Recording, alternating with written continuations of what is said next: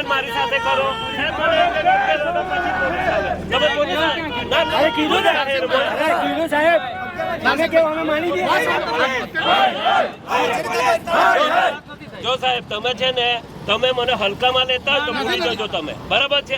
મારા ખાલી 1 મિનિટના સ્ટેટમાં તમે બુહારીને સાચવતા ગભરાઈ જશો, એ હાલત થઈ જશે.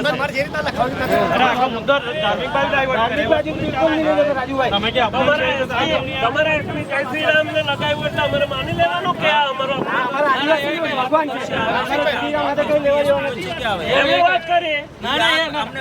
એમણે એવું કીધું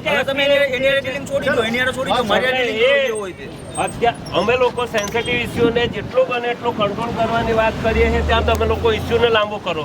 તમે એની આરે છોડી જો, તમે મારી આરે કહો તમે શું કરવા માંગો છો? તમે એફઆઈઆર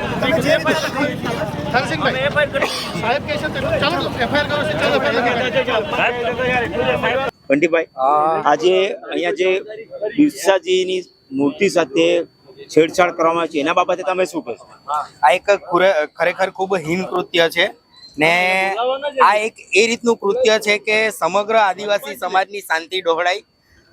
આ બાબતે સીસીટીવી ફૂટેજ ચેક કર્યા તો પ્રશાસનનું કહેવું છે કે આ કૃત્ય એક અસ્થિર મગજના વ્યક્તિએ કર્યું છે, પરંતુ અમારું એવું માનવું છે કે અસ્થિર મગજનો વ્યક્તિ હોય તો શું એને કોઈ આંગળી ચીંધી છે એવું કરવા માટે પ્રેરિત કર્યો છે? ચોક્કસ તમને અસ્થિર યુવકના મગજના જે યુવક છે, અસ્થિર યુવકના મગજનો યુવક જે છે, પણ આટલી રીતે પરફેક્ટ રીતે ગાંઠ બાંધેલી છે અને એકદમ ધોતી પરફેક્ટ પહેરાવી છે, તો એ શું શક્ય બની શકે? ના, એ બિલકુલ શક્ય નથી. અને અમે પણ એ જ વિચારીએ છીએ કે આટલું એક તો 9:30 રાત્રિના 9:30 જેવા ટાઈમમાં જો કોઈક વ્યક્તિ આવીને આ રીતનું કૃત્ય કરી જતો હોય તો આ ખરેખર પ્રશાસન માટે પણ ખૂબ જ દુઃખદ બાબત કહેવાય. અને અમારું પ્રશાસનને એ જ કહેવું છે કે એ વ્યક્તિને અહીંયા હાજર કરો, અમે એને પૂછીએ કે આ તે કર્યું છે કે કોઈ દ્વારા કરાવવામાં આવ્યું છે. પ્રશાસને શું કીધું? પોલીસ પ્રશાસન અહીંયા હાજર થઈને એમણે શું જવાબ આપ્યો? પોલીસ પ્રશાસનનું કહેવું છે કે એમના માણસો એ સમયે કદાચ નહીં હતા કે પછી એમની કંઈક પાડી બદલાઈ છે, એ રીતનું એમનું કહેવું છે.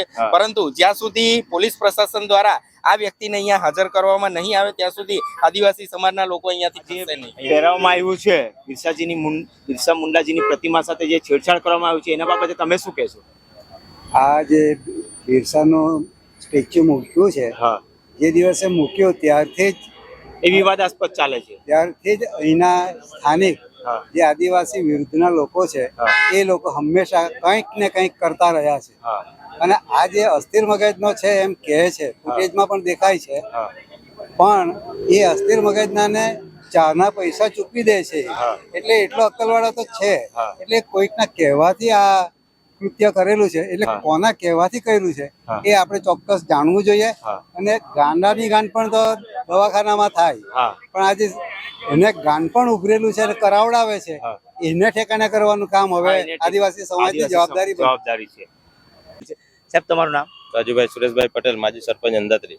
રાજુભાઈ, તમે શું કહેશો આના? હવે જે આદિવાસી અગાઉ પર આ પ્રતિમા પર અમે ફોકસ મૂકેલો હતો લાઇટનિંગનો, એ ફોકસ બી અગાઉ પણ ફેંકી દેવામાં આવ્યો હતો.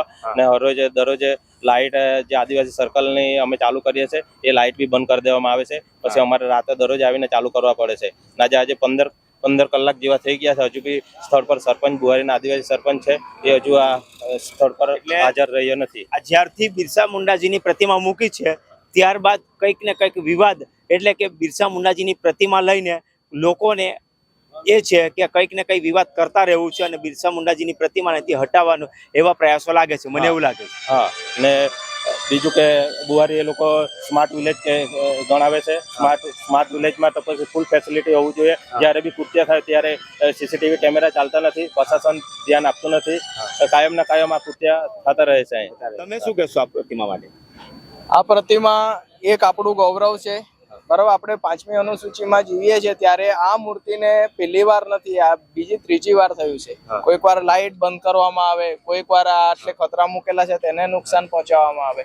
તો આ જે સીસીટીવી બતાવ્યું, બાકી એ ગાંડાએ કરેલું કૃત્ય અમને નથી લાગતું. એને કોઈકે શીખવીને મોકલેલો છે, કોઈ કાકરી ચાડો કરવાનો પ્રયત્ન. બધા જ લોકોની એક માંગ છે કે આ કોઈકે ટીકડખોરી કરાવડાવી છે એમની પાસે. કરાવનાર કોઈ અલગ છે, કરનાર કોઈ અલગ છે, એ જ વસ્તુ છે. અને અમારે એ જ કેવું છે કે આ જે આટલો કાકરી ચાડો કરીને જો કોઈક ચમકલું કરાવતું હોય તો જે બુદ્ધિમાન વ્યક્તિ છે એમ લાગે છે જે તે વ્યક્તિને, તો એને બી સમજી લેવું જોઈએ. હવે અમારે સપાટાવાળી બી ચાલશે, આ સીધી છે. હવે અમે નથી ખમવાના, આટલી બધી વસ્તુ નહીં ચલાવી લઈએ. હવે તમારી માંગ શું છે બંટીભાઈ? અમારી માંગ એ જ છે કે આ કોઈ અસ્થિર મગજનો હોય કે પછી સ્થિર મગજનો, હું આ ન્યૂઝના માધ્યમથી એ જ કહેવા માંગુ છું કે હવે પછી બિરસા મુંડાની પ્રતિમાને લઈને કોઈએ પર કાકરી ચાળો કરવાનું સપના પણ વિચાર્યું તે અમે સાખી લેશું નહીં. એના પરિણામો ઘણા ગંભીર જોવા મળશે.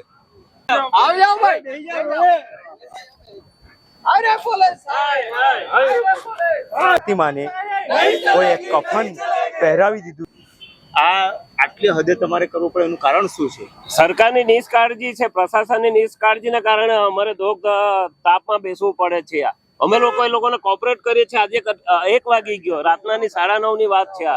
1 વાગ્યા સુધી જો સરકાર અથવા પ્રશાસન કોઈ નિરાકરણ નહીં લાવે અને ભોગવવાનું અમારે આદિવાસીઓએ બિરસા અમારા જે આઇકોન છે અમારા સમાજના, એ સમાજ સાથે તમે આવી ટીખડ કરો અને ટીખડ કરનારને તમે અત્યાર સુધી પકડી નહીં શકો, તો આ પ્રશાસન કયા પ્રકારનું છે? પોલીસ તંત્ર સામે અમને સવાલ છે. આ ગામના કોઈ વ્યક્તિ આવ્યા છે, ગામના વ્યક્તિ આવ્યા છે, અહીંના કોઈ વ્યક્તિ નથી. અમે લોકો કહીએ છીએ કે સરપંચ શ્રી કે જે જવાબદાર અધિકારી હોય તે આવે જગ્યા પર, એની સાથે વાત કરીએ. એ પણ વ્યક્તિ આવવા તૈયાર નથી. કોઈ વ્યક્તિ આવ્યું નથી. કોઈ વ્યક્તિ અત્યારે આવ્યું નથી. બિરસા મુંડાજીની પ્રતિમા સાથે કરવામાં આવ્યું છે યોગ્ય કાવતરું છે કે પછી અનાયાસ છે? પેલા જે વ્યક્તિ કહે છે આપણે કે જે માનસિક બીમાર છે એને કર્યું છે, પહેલા શું લાગે છે? પહેલા તો આ બિરસા મુંડાજી અમારા ભગવાન છે ને વારંવાર આ બુહારી સ્માર્ટ વિલેજમાં કૃત્યુ થાય છે. અગાઉ પર ફોકસ બી ફેંકી દેવામાં આવ્યા હતા.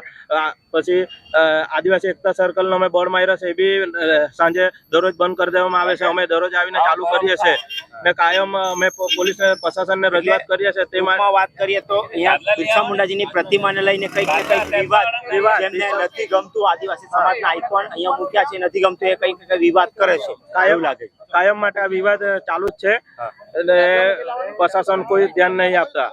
આ ઘટના ખરેખર ખૂબ જ નિંદનીય છે. આજે આ સંપૂર્ણ આદિવાસી વિસ્તાર છે અને આદિવાસી વિસ્તારમાં આદિવાસી ગણનાયક એવા બિરસા મુંડાજીની પ્રતિમા સાથે જો આવું રાત્રિના 9:30 જેવા ટાઈમે હીન કૃત્ય કરવામાં આવતું હોય તો આ ખરેખર નિંદનીય છે.